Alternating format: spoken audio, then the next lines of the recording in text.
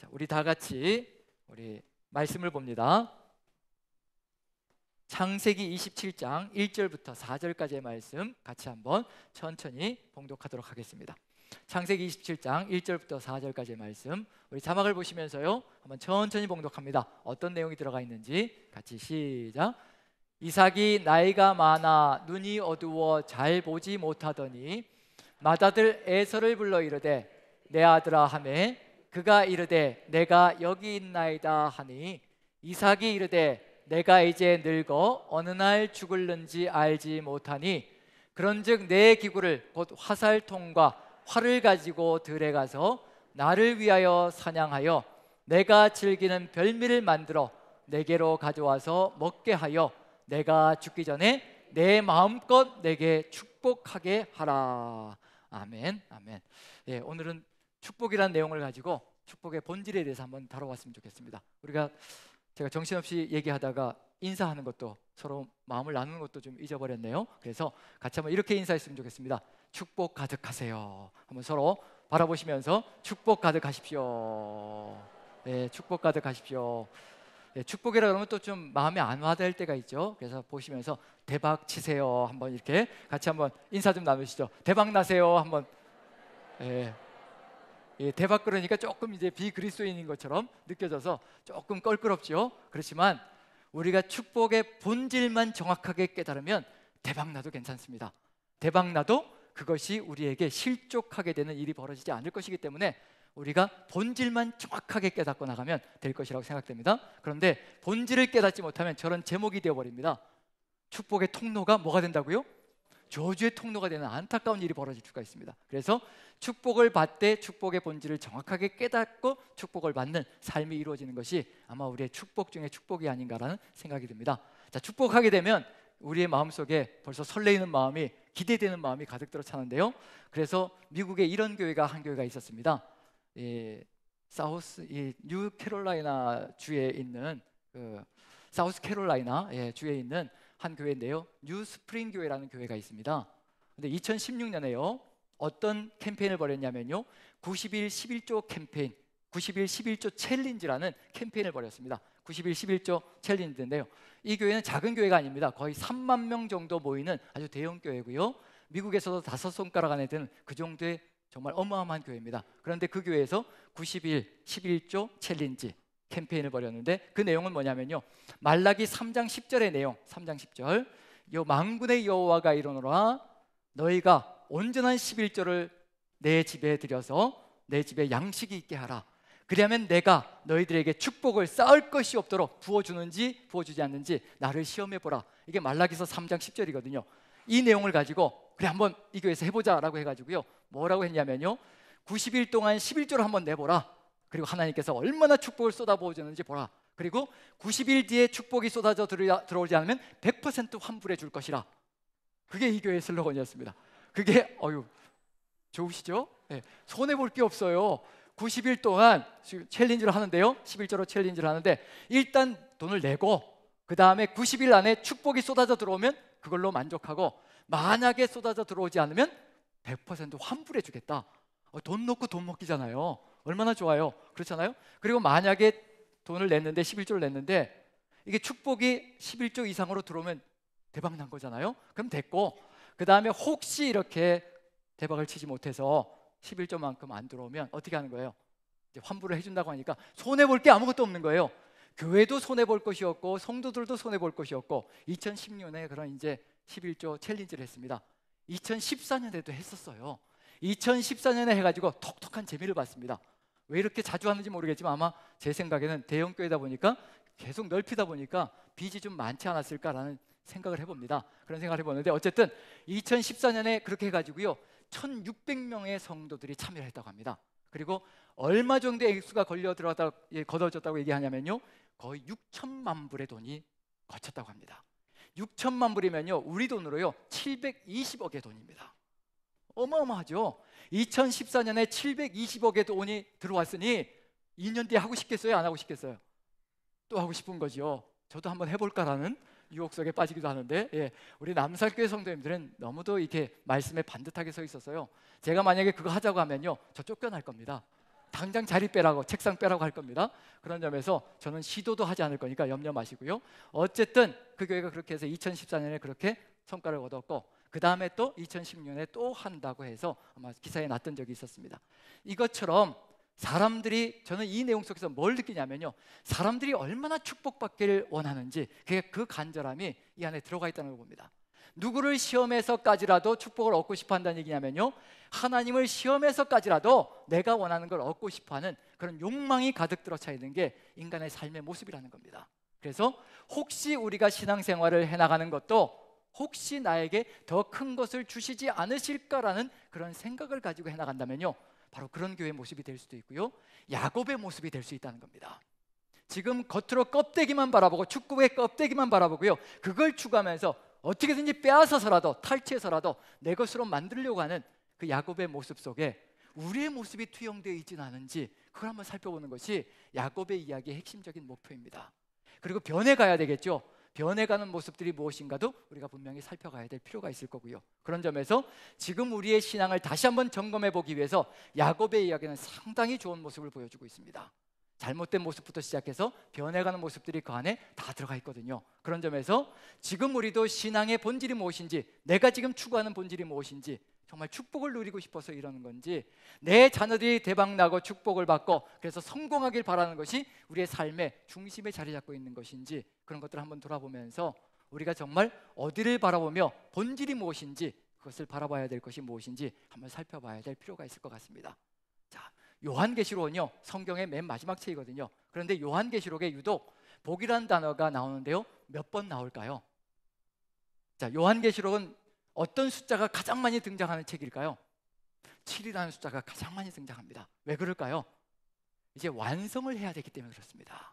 창세기가 7로 출발했잖아요. 7일 동안의 천지창조로 출발했잖아요. 그게 인간의 죄 때문에 계속 무너지는 거예요. 망가지는 겁니다. 그래서 하나님께서 요한계시록 맨 마지막 책에 이제 이렇게 완성되어질 것이라, 근데 무엇도 완성시키려고 하느냐면요, 복에 대한 것도 완성시키려고 하십니다. 그래서 요한계시록에 축복이 몇 번 나올까요? 축복이란 단어, 복이란 단어가 몇 번 나올까요? 네, 그렇죠. 몇 번이라고 여쭤보면 7번이라고 얘기하면 70%, 80%는 맞습니다. 낙제는 안 한다는 얘기예요. 그런 점에서 몇 번이라고 여쭤보면 그냥 7번 하십시오. 틀릴 때 틀리더라도. 물론 10계명은 10개지만 어쨌든 그런 점에서 요한계시록에 7이라는 숫자가 가득 들어차 있는데 복이라는 단어도 7번 등장합니다. 그러면 이제 뭘 보여주겠다는 얘기냐면요, 복의 본질이 무엇인지 알려주시겠다는 겁니다. 그럼 7가지를 쭉 찾아서 읽어보면요, 그걸 통해서 하나 종합하면 본질이 나올 겁니다. 그 본질을 깨달아야 야곱 같은 짓을 하지 않을 수 있다는 얘기거든요.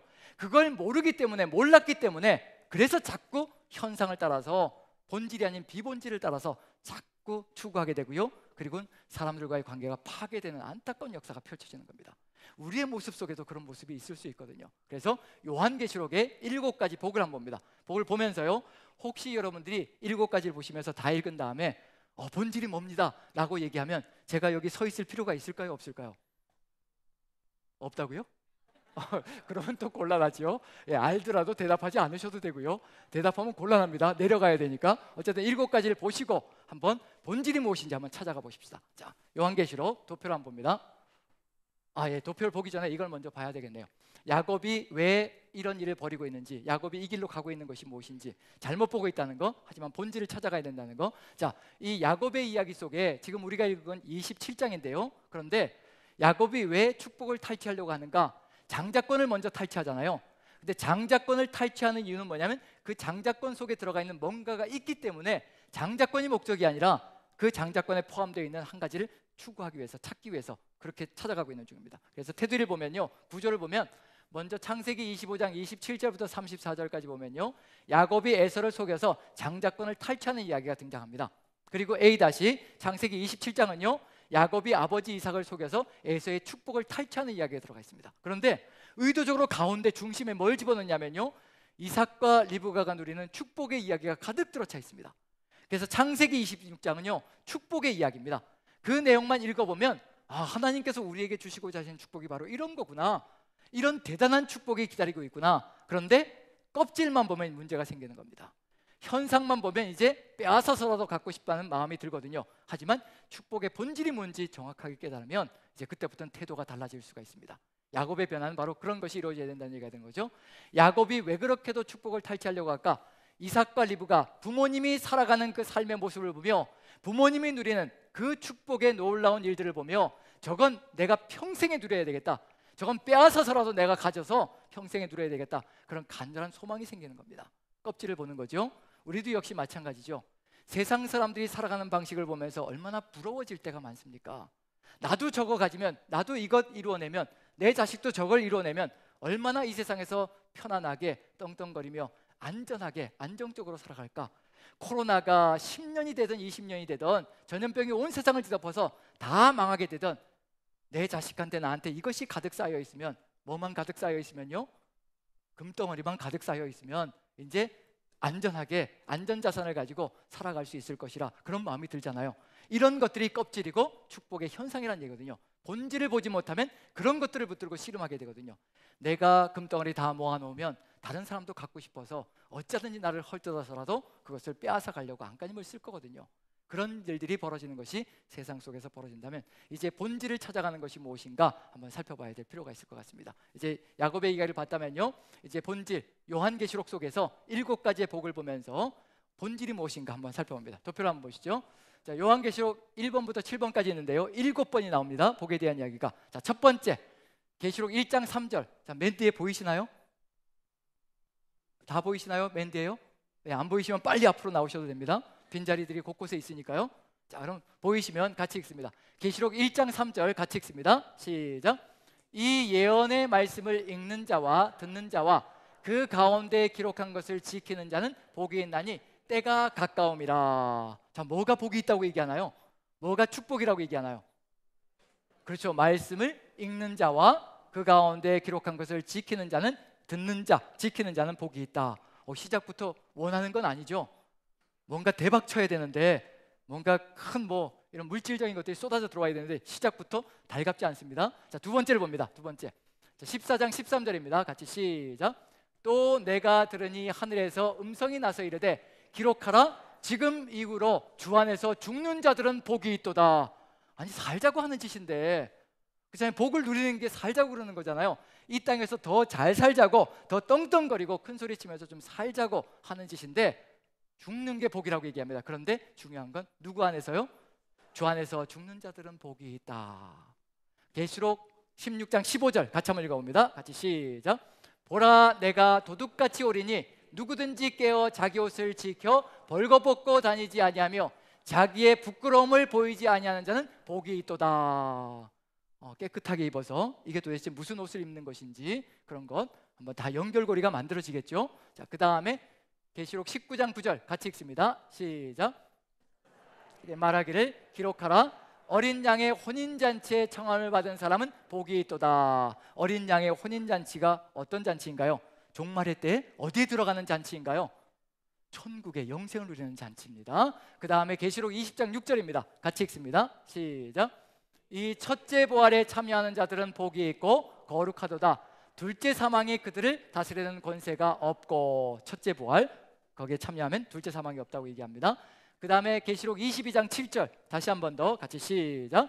보라, 내가 속히 오리니 이 두루마리의 예언의 말씀을 지키는 자는 복이 있으리라 하더라. 읽고 듣는 것만이 아니라 지켜야 복이 있다라고 계속 얘기하고 있는 중입니다. 그 다음에 맨 마지막 22장 14절 같이 읽습니다. 시작. 자기 두루마기를 빠는 자들은 복이 있으니 이는 그들이 생명나무에 나아가며 문들을 통하여 성에 들어갈 권세를 받으려 함이로다. 영생의 길, 영생의 천국에 들어가는 생명나무로 나아가는 길, 그것이 바로 자기 두루마기를 빠는 자들이 복이 있다라고 얘기를 합니다. 자, 이것을 다 합치면 정말 축복의 본질이 뭘까요? 축복의 본질 한 가지만 예로 든다면 뭐가 될까요? 말씀을 읽고 듣고 그것을 지켜 행하는 것. 우리가 지금 통독을 하고 있고요, 듣고 있습니다. 말씀을 듣고 있는 거죠. 그리고 묵상을 합니다. 읽는 거잖아요. 그 듣고 읽는 것이, 듣는 것이 무엇이 되어야 될 것인가? 우리의 삶이 되어서 지켜지기 시작한다면 그것이 뭐라고 얘기하면요, 최고의 복이라고 얘기합니다. 그럼 이 속에 들어가 있는 게 도대체 뭘까? 하나님의 말씀을 듣고 지킬 수 있는 길은 어디에 있을까? 거기 이제 본질을 찾아가는 겁니다. 듣고 지키기 위해서 반드시 필요한 게 한 가지 있습니다. 하나님의 말씀을 듣고 그 다음에 그것을 지키기 위해서 반드시 필요한 게 한 가지 있습니다. 뭘까요? 이 말씀을 주신 분을 어떻게 될까요? 이 말씀을 주신 분이 믿어져야 되는 겁니다. 이 말씀을 주신 분이 정말 전능자이시고 이 말씀대로 살면 이 모든 것들이 이루어질 것이라는 것을 내 마음속에 확신 있게 가져가야 말씀을 듣고 지킬 수가 있거든요. 하나님이 믿어지지 않으면요 절대로 할 수가 없는 일입니다. 그럼 무엇이 본질이냐면요, 하나님께서, 전능하신 하나님께서 우리와 함께 하시는 것이 축복의 본질입니다. 그 하나님이 함께 하셔서 내가 그 하나님을 믿게 되고 그 믿음으로 말미암아 하나님의 말씀을 차근차근 지켜나갈 때, 그때는 어떤 일이 벌이냐면요, 주 안에서 죽는 것도 복되다는 겁니다. 누가 책임지실 것이기 때문에요? 연결고리를 만들어 보십시오. 주 안에서 죽는 것도 복이 있는데 누가 책임지실 것이기 때문에요? 주께서 나를 부활의 생명으로 이끌어 가실 것이기 때문에 절대로 둘째 사망이 나를 지배할 수 없다는 겁니다. 계시록은 그걸 찾아가고 있는 중입니다. 말씀대로만 살아보라. 그 다음에 주 안에서 죽는 것도 복되다. 그리고 부활의 생명이 있을 것이라. 그리고 둘째 사망이 절대로 해치지 못하고 마지막에 생명나무로 나아가는 역사가 아름답게 펼쳐질 것이라. 영생이, 생명의 길이 거기에 있다는 겁니다. 근데 본질은 뭐냐면요, 하나님이 우리와 함께 하시는 겁니다. 그게 최고의 축복입니다. 하나님이 함께 하시면요, 이삭도 대박을 칩니다. 100배의 소출이 일어나고요, 그 다음에 우물을 파면 사막 땅에서 물이 펑펑 쏟아져 나옵니다. 하나님이 함께 하시면 벌어지는 일들입니다. 그런데 우리는 어떤가요? 야곱처럼 무엇을 부여잡고 고민을 하느냐면요, 그 100배의 소출을 부여잡고 그 다음에 그 우물 나오는 것, 물이 쏟아나는 우물을 붙들고 이것이 이제 다다라고 생각하며 내가 이것을 누군가에게 주게 되면 절대로 더 이상의 100배의 소출이 없을 것이고 더 이상의 우물을 팔 수가 없을 것이고, 그래서 그걸 움켜쥐고요, 어찌하지 못하고 전전긍긍하면서 사람들과의 관계를 파괴시키고, 그리고 아름다운 세상이 아니라 정말 절망적인 세상을 만들어가는 안타까운 역사가 펼쳐집니다. 전능하신 하나님께서 함께 하시면요, 능력의 하나님께서 함께 하시면요, 신실하신 하나님께서 함께 하시면요, 우리의 삶에 필요한 모든 것들이 차근차근 채워지게 되어 있습니다. 바로 그 하나님이 함께 하시는 것이 바로 축복의 본질입니다. 그 하나님을 찾아가는 겁니다. 야곱의 이야기가 어떤 이야기가 될 것인가? 그 하나님을 찾아가는 이야기입니다. 그 하나님을 만나는 이야기고요. 그리고 이삭의 이야기, 이삭이 창세기 26장에서 축복받는 이야기, 다른 이야기일까요? 이삭이 축복받는 이야기, 무엇부터 창세기 26장이 출발하느냐면요, 온 세상이 기근으로 가득 들어 찼습니다. 기근이 되어서 다 굶어 죽는 세상이 만들어졌습니다. 절망적인 세상입니다. 죽어가는 세상입니다. 지금 우리가 살아가고 있는 이 세상과 다를 바가 없습니다. 우리도 각박하고 힘겨운 세상 속에서, 처절한 경쟁 세상 속에서 어찌하든지 몸부림치며 살아가고 있는데, 거기다 엎친 데 덮친 격으로요, 코로나까지 덮쳐 들어와서 1년이 아니라 2년째로 지금 가고 있는 중입니다. 얼마나 경제적으로 피폐하고 어려운 상황 가운데 거하고 있는지 형제 자매들의 신음소리가 들립니다. 이삭이 살아갔던 그 기근의 시절도 똑같은 시절이거든요. 죽어가는 시절입니다. 그리고 누구의 위협도 있냐면요, 이삭이 오죽하면 창세기 26장에서 자기 아내를 누이라고 속였을까요? 세상 사람이 무서워서 자기를 죽이고 자기가 가진 거 다 빼앗아 갈까 봐, 세상 사람이 무서워서 기도 못 펴고 살아가는 세상이 바로 그런 세상이었습니다. 우리가 살아가는 세상도 어떤가요? 모이지도 말라는 겁니다. 너희들 모이면 어찌하든지 고발해서라도 너희들을 해쳐버리겠다고, 그렇게 고함을 치면서 우리를 위협하는 세상 속에서 우리가 살아가고 있는 중입니다. 이삭이 살아갔던 상황과 우리가 살아갔던 상황은 다를 바가 없습니다. 이삭이 어떤 삶이었던가요? 그런 세상 속에서 나그네와 거류민으로 살아가고 있는 중입니다. 자기 것을 가지지 않고요, 가나안 땅에서 아직도 나그네로 살아가고 있고요, 거류민으로 헤매이며 살아가고 있는 중입니다. 우리도 이 땅에서 나그네요, 거류민으로 살아가고 있는 존재들입니다. 본향이 아니거든요.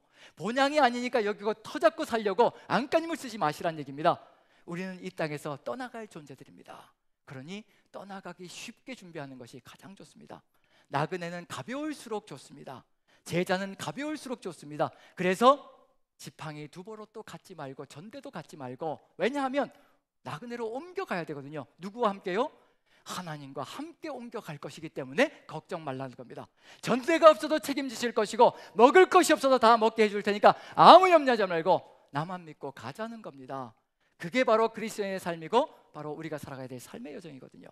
이삭의 삶도 그와 같이 불안정한 삶 속에서 살아가고 있는 중입니다. 그때 하나님께서 이삭에게 약속해 주시는 것이 있습니다.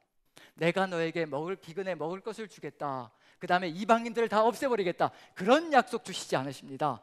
뭐라고 약속하시냐면요, 네가 이 땅에 거류하면 내가 너와 함께 있어 너에게 복을 주고 너에게 모든 약속을 이루어 줄 것이라. 그 약속을 주시는 겁니다. 내가 너와 함께 할 것이라. 이 기근의 때에도, 이방인들이 두려운 이 시절에도 내가 너와 함께 할 것이라. 아무 염려하지 마라. 하나님께서 약속해 주시는 게 바로 그겁니다. 그게 바로 축복의 본질이라는 겁니다. 눈에 보이는 것에 현혹되지 마시고요, 전능하신 하나님께서 함께 하시면 우리의 삶 속에서 부족함이 없습니다. 시편 23편도 마찬가지고요, 여호와께서 나의 목자이시니 내게 부족함이 없으리로다. 왜 그럴까요? 하나님이 무엇을 하시냐면요, 쉴만한 물가가 어디인지 이미 아시고 계시고요, 양식이 어디 있는지 아시고요, 그리고 우리의 원수들이 어디에서 진을 치고 있는지, 바이러스가 어디에서 움직이고 있는지 우리 하나님만큼 현미경 같은 눈으로 쳐다보실 수 있는 분이 없습니다. 제 눈에는 아무것도 보이지 않습니다. 한 치 앞도 내다볼 수가 없습니다. 내일 일도 모르겠습니다. 바이러스가 어디 있는지 현미경으로 보지 않으면 보이지도 않습니다. 우리 하나님은 다 보시고 아십니다. 그래서 하나님께서 함께 하시면 그 생명의 길이 무엇인지, 그리고 우리가 살아갈 길이 무엇인지 그 하나님 손 안에 다 있다는 얘기거든요. 그 하나님을 믿고 나아갈 때 얼마나 인생이 가벼울 것인가. 쌓아놓지 않아도 되고요, 노후를 위해서 뭔가 차곡차곡 쌓아서, 첩첩이 쌓아서 눈에 보여야 안심하는 것, 그런 삶이 아니라요, 하나님만 있으면 됩니다. 아버지만 있으면 됩니다. 아버지만 나와 함께 하시면 제게 부족함이 없습니다 라고 고백할 수 있는 존재가 될 수 있을 것입니다. 제 이야기 한 가지 하겠습니다. 아들내미가 명절 전에 갑자기 휴가 나온다고 연락이 왔어요. 6개월 동안 얼굴도 못 봤습니다. 연락은 이제 간간히 하지만요, 이 군대를 입대할 때도 코로나 시절이어서 작년 8월에 입대를 했는데, 코로나 시절이어서 이게 아이를 데려가서 군대 내려주는데, 보통 훈련소 들어가면 부모가 같이 들어가서 뭐 껴안기도 하고 환송도 하고 그리고 설명도 듣고 그러잖아요. 근데 코로나 시절이라 이게 무슨 맥도날드도 아니고 드라이브 스루가 됐어요. 차들이 막 들어오는 거예요. 몇백 명이 이제 입대하러 들어가는 거니까요, 훈련소로. 차들이 쭉 줄을 서서, 전 한국에 그렇게 많은 차종이 있는지 몰랐습니다. 정말 줄을 서가지고 쭉 차들이 들어가는데요, 들어가면서 이제 딱 그 부대 앞에 딱 서면요, 이제 아들만 문을 열고 딱 내리는 겁니다. 저희는 내릴 수도 없는 겁니다. 그리고 내리고 우리는 그냥 그 안에서 차 안에서 빠이빠이 하는 거예요. 그렇게 생각 안 하고 갔다가 갑자기 그런 일을 겪으니까 멘붕이 오는 거예요. 그러고 나서 이제 내려주고 가면서 한 5분 되니까 정신이 돌아오면서 눈물이 주르륵 흘러내리는데, 그렇게 6개월 전에 보내고 코로나 때문에 훈련 끝나면 가서 이제 만나서 또 이제 맛있는 거 먹이고 이제 그러잖아요. 그런 것도 못했습니다.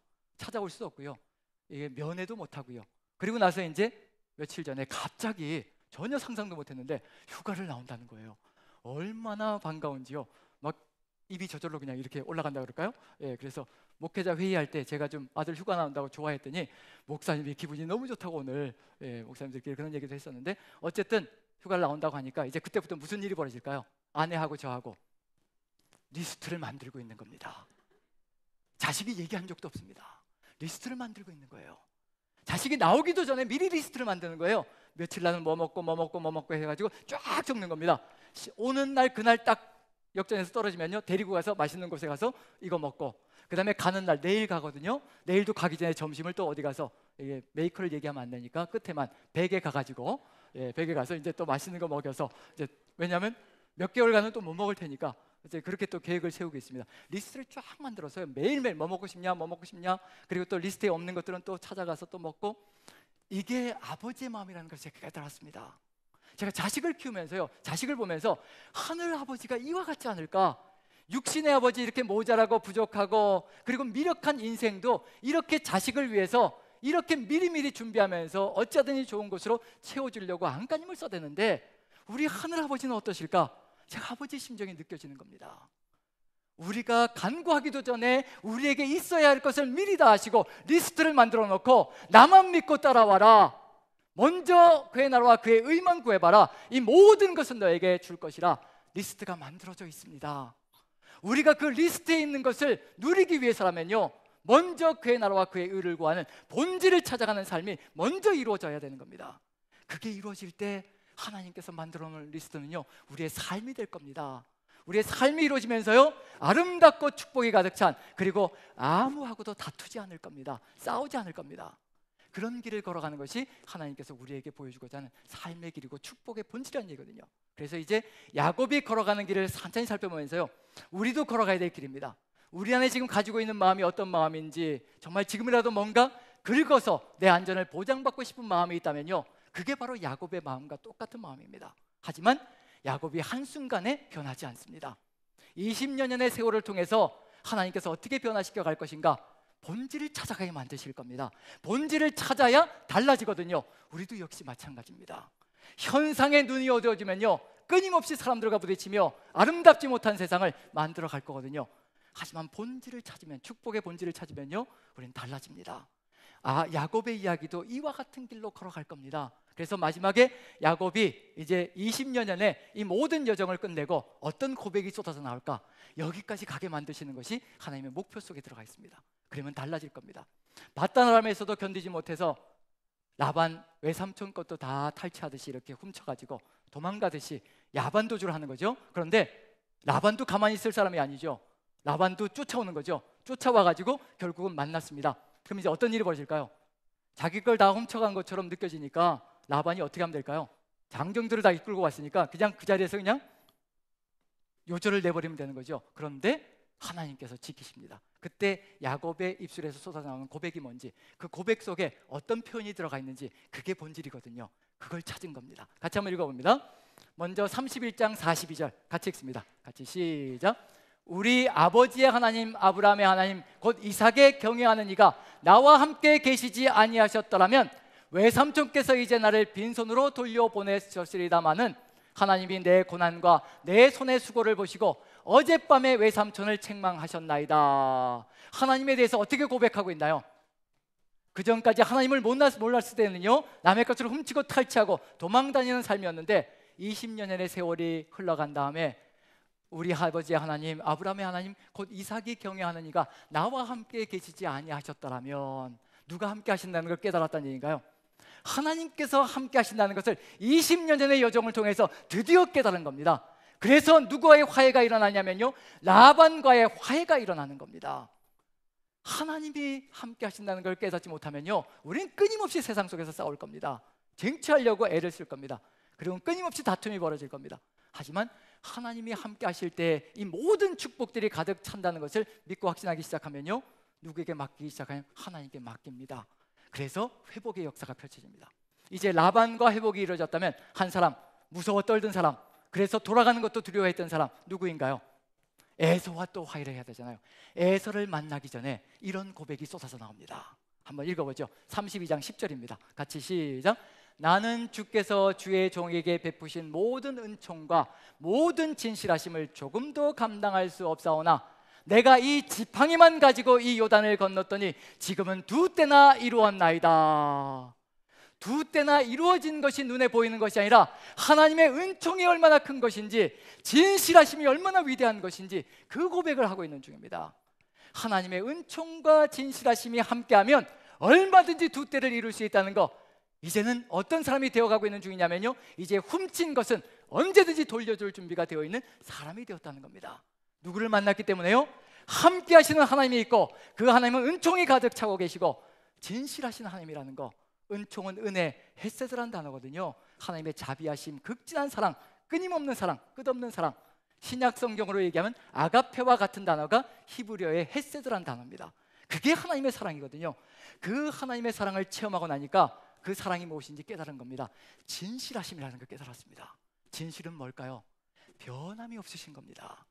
약속해 주시고 반드시 이루신다는 겁니다. 한치 어김이 없다는 겁니다. 이스라엘 민족이 체험한 하나님의 진실하심, 그게 뭐냐면요 40년 동안 만나가 어김없이 내리는 겁니다. 하루도 어김없이 하나님의 뜻이 이루어지는 그 놀라운 역사를 40년 동안 체험하면 어찌 고백하지 않을 수 있겠습니까? 하나님의 은총과 하나님의 진실하심이, 자비하심이 나를 살렸습니다 라고 고백하는 역사가 펼쳐질 겁니다.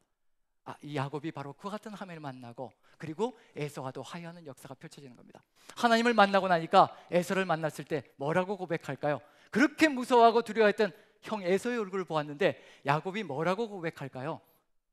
형님의 얼굴을 보니 하나님의 얼굴을 보는 것 같습니다 라고 고백합니다. 누구를 만났기 때문일까요? 하나님의 모습 속에 하나님과 함께 살아간 그 세월 속에서 하나님의 마음을 가슴에 끊임없이 깨닫고 그 하나님과 함께 살았던 그 삶을 통하여서 이제 원수의 얼굴도 뭘로 보이냐면요, 하나님의 모습으로 보이기 시작하는 겁니다. 싸움이 어디 있습니까? 이제 내가 싫어했고 내가 미워했고 내가 원수처럼 여겼던 사람의 모습이 하나님의 얼굴로 보이는데 거기에 어디 다툼이 있겠으며 거기에 어디 싸움이 있겠으며 거기에서 어디 그 사람 것을 빼앗는 역사가 펼쳐지겠습니까? 그 사람 것을 빼앗는 그 순간에요, 하나님의 것을 빼앗는다는 것을 깨닫는 거거든요. 그런 점에서 야곱이 찬찬히 걸어가고 있는 이 길은요, 우리가 걸어가야 될 삶의 길입니다. 그래서 야곱의 이야기는 상당히 소중한 의미를 가지고 있습니다. 그래서 남의 일처럼 생각하지 마시고 나도 지금 야곱처럼 살아가고 있는 삶이라는 것을 마음에 새기고, 저도 그렇습니다. 어찌하면 좀 더 은퇴한 다음에 안정을 좀 취해볼 수 있을까, 그런 생각이 지금 들어가 있거든요. 어떤 생각을 갖고 있었냐면요, 나 은퇴하면 자연인 할 거야. 왜 자연인 한다 그럴까요? 목회가 이렇게 예, 그것까지 얘기하면 또 이제 서로가 상처가 될 수 있으니까 제가 생각하는 건 뭐냐면요, 어찌하든지 한 생명이라도 보듬어야 되는데 제가 얼마나 부족한 존재인지 철저하게 깨달아가는 것이 제 지금 목회 상황입니다. 정말 하나님께 고백합니다. 한 분이라도 이러면 안 되는데, 하나님, 우리 남산교회 1000명의 성도님들을 제게 맡겨주셨는데 한 사람이라도 잃을까 봐 그게 늘 마음속에 고통으로 와닿기 시작합니다. 어떤 곳에서 불평과 원망이 나온다 그러면요, 다 제 잘못인 것처럼 느껴지고 다 제가 부족해서 이런 소치가 벌어진 것처럼 느껴져서 그게 그렇게 고통스러울 수가 없습니다. 한 사람도 이러면 안 되잖아요. 맡겨주신 생명들인데, 어떻게 감히, 하나님께서 맡겨주신 생명들인데 그걸 생각할 때마다 정말 밤잠을 설칠 때가 참 많습니다. 그게 제 가슴속에 너무도 버겁게 힘겹게 다가올 때가 있습니다. 이제 그것을 하나님께 맡기면서 걸어가는 것을 저도 배워가고 있는 중입니다. 야곱처럼 제가 하려고 어떻게든지 안간힘을 쓰면서 제가 어떻게 해보려고 안간힘을 써대는데요, 근데 그 속에 뭐가 있는 걸 느꼈냐면요, 제가 하면서 제가 인정받고 싶어 한다는 것을 깨달았습니다. 제 이름을 높이고 싶어 한다는 것을 저도 철저하게 깨달았습니다. 그래서 달라져야 된다는 거, 야곱의 이야기가 그래서 남의 이야기가 아니라 바로 제 이야기고요, 우리의 이야기가 될 수 있다는 얘기입니다. 그래서 야곱의 이야기 전체를 보면서 어떤 길을 걸어가야 될 것인가, 뭐부터 시작해야 되냐면요, 첫 번째 시작점은 뭐냐면 이렇게 훔치고 탈취하고 축복의 본질조차 모르고 하나님이 함께 하시는 것이 축복의 본질인데 이것을 놓쳐버리고 껍질을 붙잡고 어쩌든지 세상 사람들이 가지고 있는 것, 그것이 부러워서 내가 그것을 빼앗아서라도 누리고 싶어하는 그런 심령을 가지고 살아간다면 어떤 세상이 만들어질 것인가, 그것부터 시작해야 됩니다. 하나님은 그런 세상을 만들고 싶지 않으셔서 우리를 불러내신 거거든요. 그런 점에서 어떤 세상이 만들어질까? 리브가가 지금 누구와 협작을 하느냐면요, 야곱과 협작을 하는 거죠. 왜냐하면 이런 말을 하는 사람들이 있습니다. 지금 이삭이 잘못된 판단을 하고 분명히 하나님께서 큰 자가 작은 자를 섬길 것이라고 분명히 말씀해 주셨는데, 이삭은 육적인 사람이 되어서 노년에 눈도 제대로 안 보이고 육적인 사람이 되어서 이제 에서가 사냥한 고기로 요리해 준 것, 그것이 좋아가지고 하나님께서 큰 자가 작은 자를 섬길 것이라 했으니 큰 자가 아니라 작은 자에게 축복을 해야 되는데, 그 고기가 탐이 나서 그 고기가 좋아서 에서에게 내가 축복해 줄 테니까, 마음껏 축복할 테니까 가서 사냥한 고기를 잡아와라, 요리해 와라. 그래서 이렇게 이삭은 육적인 사람이 되었다. 그런데 리브가는 다르다는 거예요. 제가 얘기하는 게 아니라 어떤 사람들이 얘기하는 겁니다. 리브가는 달라서 하나님의 그 말씀을 그대로 마음에 새겨서 잘못 가고 있는 그 축복을 바른 방향으로 바꾸기 위해서 믿음의 여인이 되어서 이제 그것을 누구에게로요? 야곱에게로 바꾸려고 한다. 자, 어떤 생각이 드시나요? 맞다는 느낌, 표정들이. 예. 그리고 어떻게까지 얘기하느냐면요, 하나님의 이름이 아브람과 이삭과 야곱을 만나시고 나서 하나님이 자신을 나는 아브람과 이삭과 야곱의 하나님이다 라고 얘기하시는데, 그래서 어떤 사람들은 이삭은 지금 육적인 사람이 되었으니까 거기에 들어갈 자격이 없다는 겁니다. 그래서 어떻게 바꿔야 된다고 얘기하냐면요, 아브라함과 리브가와 야곱의 하나님이라고 바꿔야 된다. 어떠실까요? 마음에 드시나요? 자매님들은 고개를 좀 끄덕끄덕 하시는 것 같은데, 한번 가운데 우리 자매 이름도 한번 집어넣자, 그런 마음이 드시는 것 같은데, 이게 만약에 들어간다면요, 우린 결과가 좋다면, 만약에 과정은 다 무시하고 결과만 좋다면 무슨 과정을 거쳐가든지 상관없다는 그런 의식이 생길 수 있습니다. 축복만 누릴 수 있다면, 하나님이 약속해 주신 축복만 누릴 수 있다면 훔쳐서라도 빼앗아서라도 수단과 방법을 가리지 않고 다 나눠 가질 수 있다라고 얘기한다면요, 이것처럼 어리석은 그리스도인의 신앙이 없다는 얘기거든요. 우리 하나님은 무엇을 더 중요하게 보느냐 하면요, 결과보다도, 결과는 실패해도 좋습니다. 결과는 다 무너져도 좋습니다.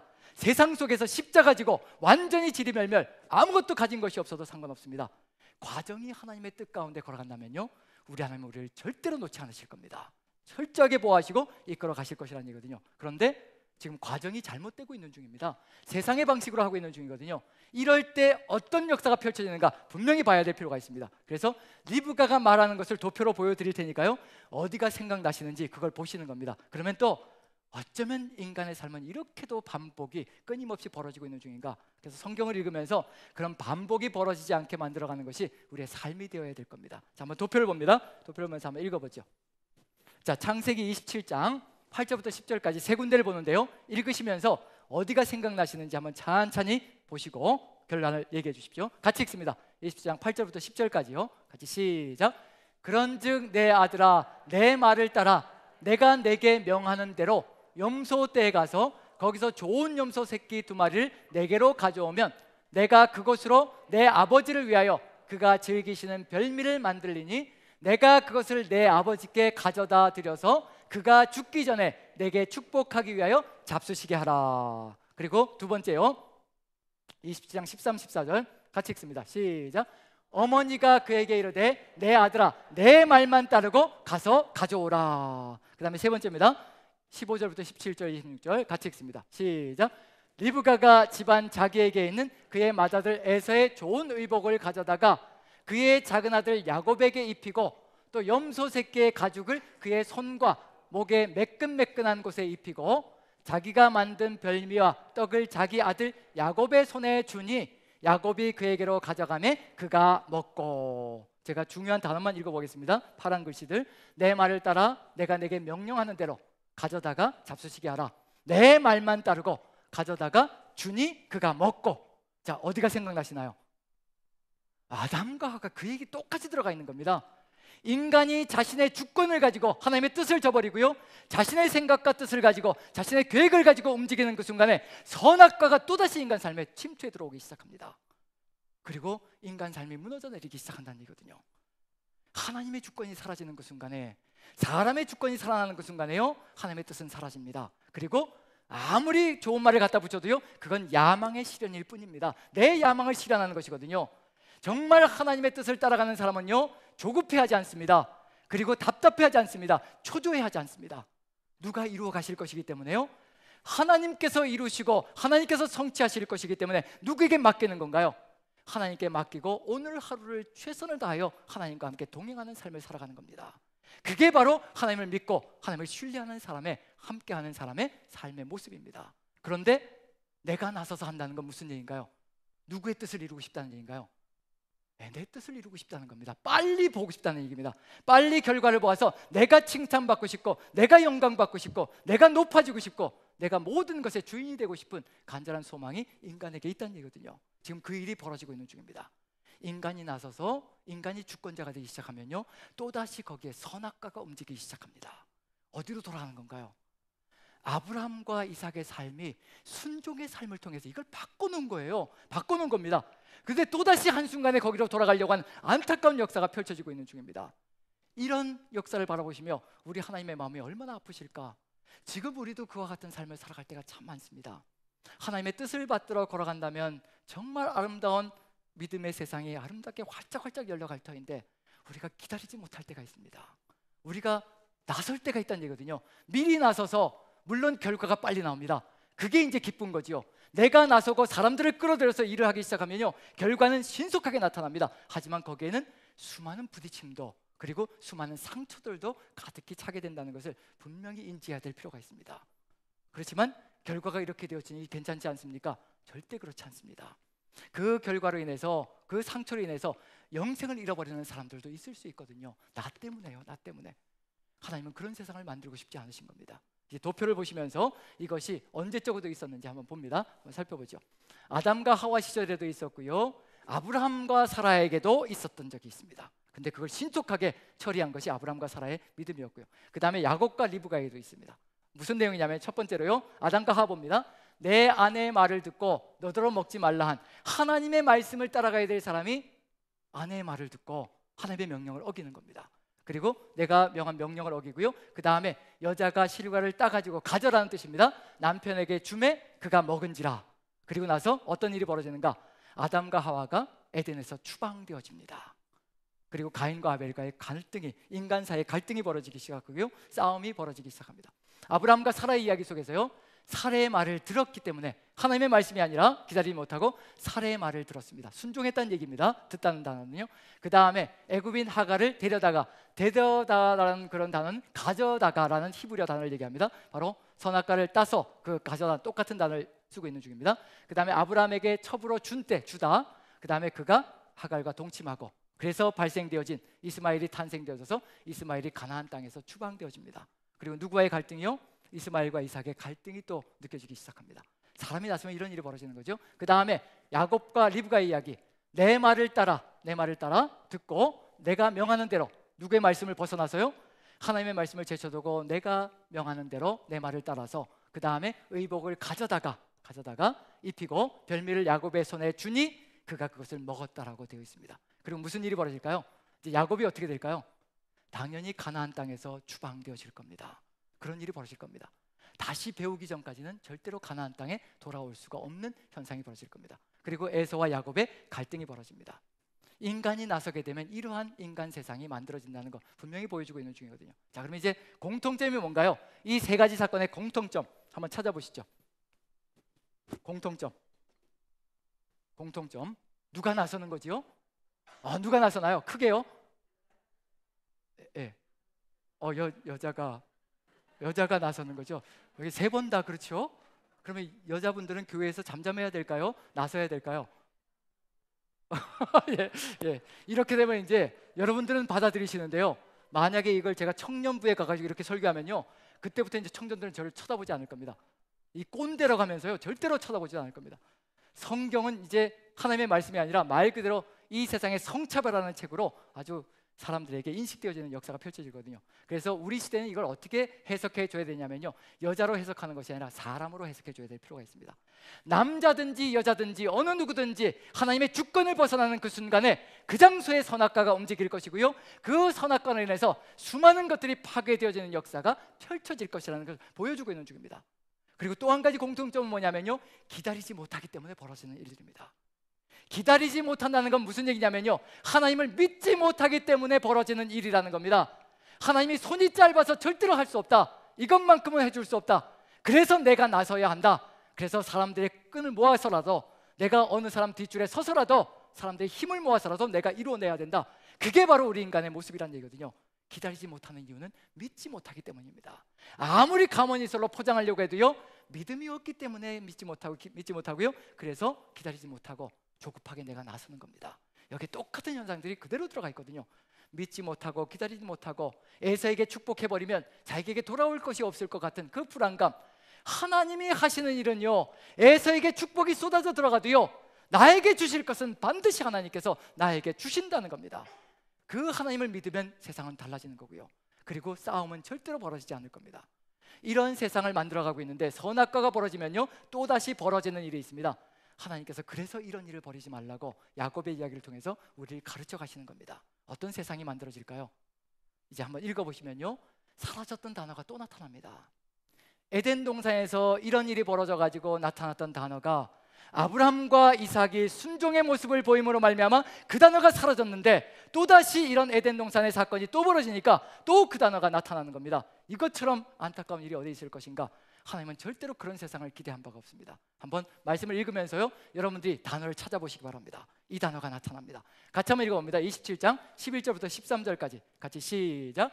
야곱이 그 어머니 리브가에게 이르되 내 형 에서는 털이 많은 사람이요 나는 매끈매끈한 사람인즉 아버지께서 나를 만지시일진데 내가 아버지의 눈에 속이는 자로 보일지라 복은 고사하고 저주를 받을까 하나이다.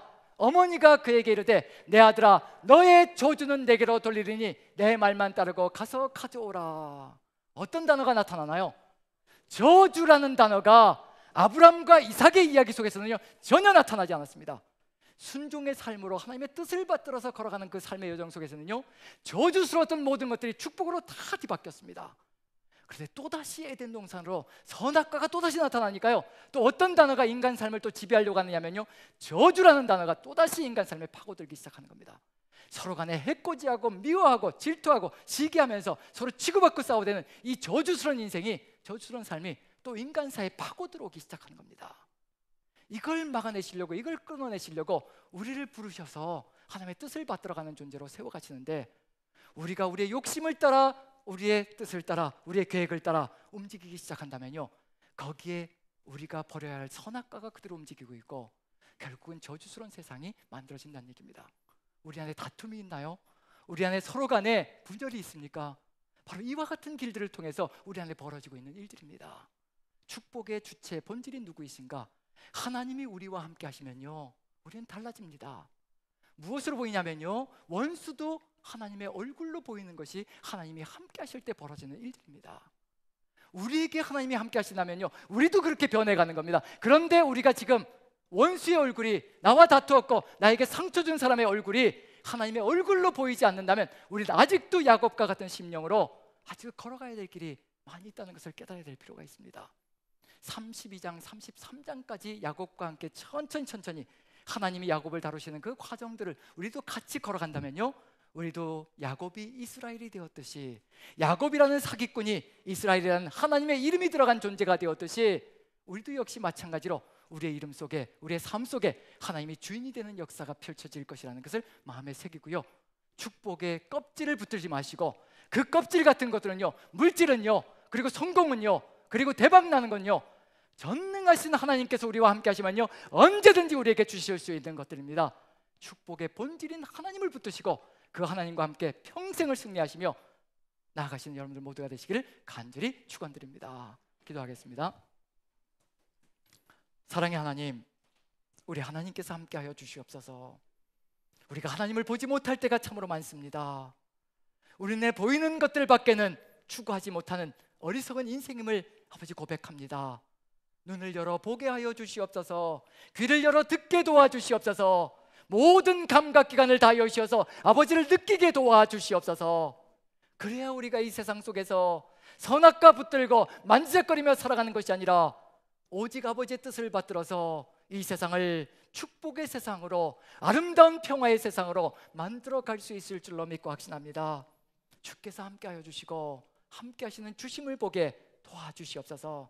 우리 주님께서 우리의 눈을 여시고 귀를 여시고 모든 것을 다 여시어서 살아계신 하나님, 함께 하시는 하나님을 볼 수 있도록 축복하실 줄로 믿사오며 우리 구주 예수 그리스도 존귀하시는 받들어 감사하며 기도합나이다. 아멘.